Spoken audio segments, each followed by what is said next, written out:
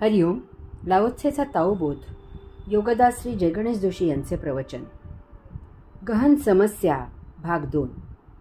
Laozi सांगतो की जरी स्वर्ग काही लोकांना नाकारतो तरी कोणाला माहीत आहे की कोणाला मारायचे आणि का. यास्तव योगी हा एक गहन प्रश्न आहे असे समजतात. मातीत, चिखलात, दलदलीत, दुर्गंधीत बी पडते आणि तेथेच ते रुजते, वाढते, फोफावते आणि अवकाशात झेपावते. त्याचा वृक्ष होतो आणि तो तेथे मोठ्या डौलात जीवन जगू लागते. त्याला अनेक छटा असलेली हिरवीगार पाने येतात, रंगसंगती असलेली सुवासिक फुले आणि सुमधुर फळे येतात. पाने, फुले, फळे, रंगसंगती, सुवास, माधुर्य हा त्या माती, चिखल, दलदल, दुर्गंधी याचाच विस्तार असतो. अवकाशात झेपावलेली, तेथेच वाढलेली पाने, फुले, फळे यांचे आयुष्य संपते आणि त्यांचे पतन माती, चिखल, दलदल, दुर्गंधी यात होते. तेव्हा त्यांना जाणीव होते की आपले सुगंधी जीवन नेमके त्या विरुद्ध असलेल्या दुर्गंधीमधून साकारले गेले होते. यास्तव कोणी कोणाचा अव्हेर करायची किंवा हत्या करायची गरज नाही. यावरून असेही सिद्ध होते की नरक किंवा स्वर्ग या ठिकाणी जाणे मर्त्य लोकामधील तुमच्या जीवन प्रणालीवर अवलंबून आहे.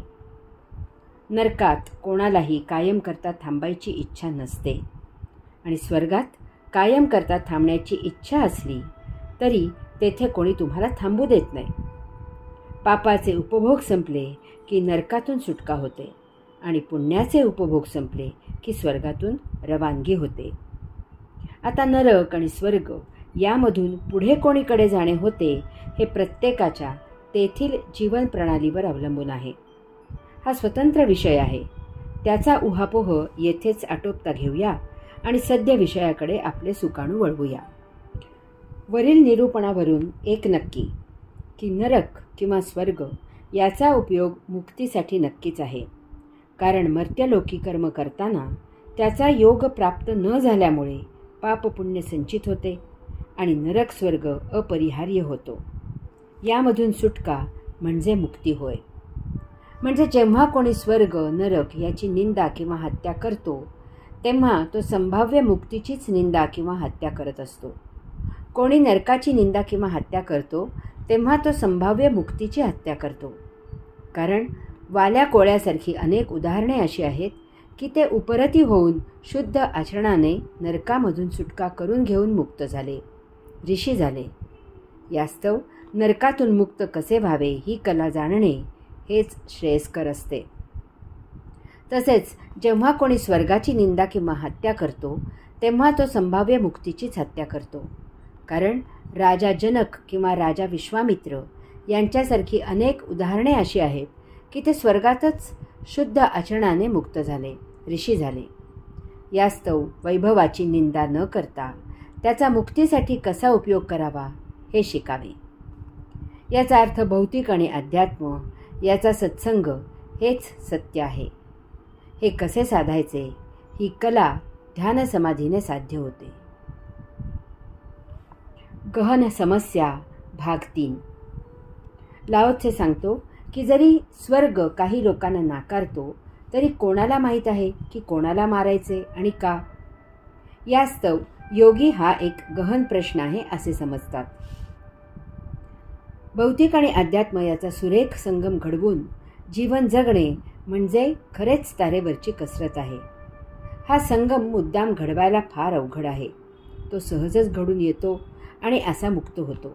त्याला पत्ताही नसतो की तो योग मार्गावर यात्रा करत आहे. लाओत्से म्हणतो की योगी हा एक गहन प्रश्न आहे असेच समजतात. अपार दुःखाचे भोग उपभोगून मुक्त झालेले अनेक जण आहेत. कारण अशांनी कधी दुःख नष्ट करून सौख्याची हाव धरली नाही. त्यांनी कधीही दुःखाचे भांडवल केले नाही. त्यांच्या संचितात पुण्य नव्हते, पाप होते. यामुळे ते नरकात दुःख उपभोगत होते.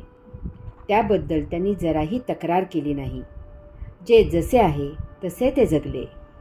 दुःख उपभोगून संपले, मुक्त झाले.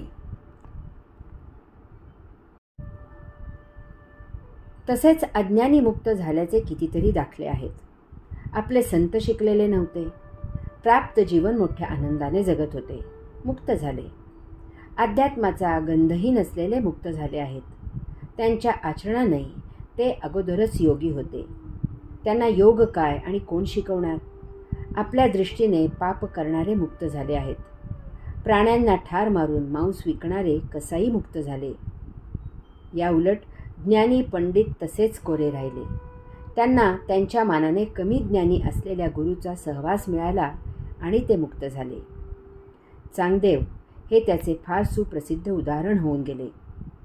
यामागील एकच महत्त्वाचे कारण म्हणजे अशांनी जेव्हा अहंकार, अभिमान, अहन्मन्यता यामधून उडी मारली तेव्हा त्यांचा मुक्तीचा मार्ग आपोआप मोकळा झाला. नाहीतर कोणाला काही सांगावे की असे करू नये तर त्याचा अहंकार उफाळून येतो. मग तो म्हणतो की मी असेच करणार.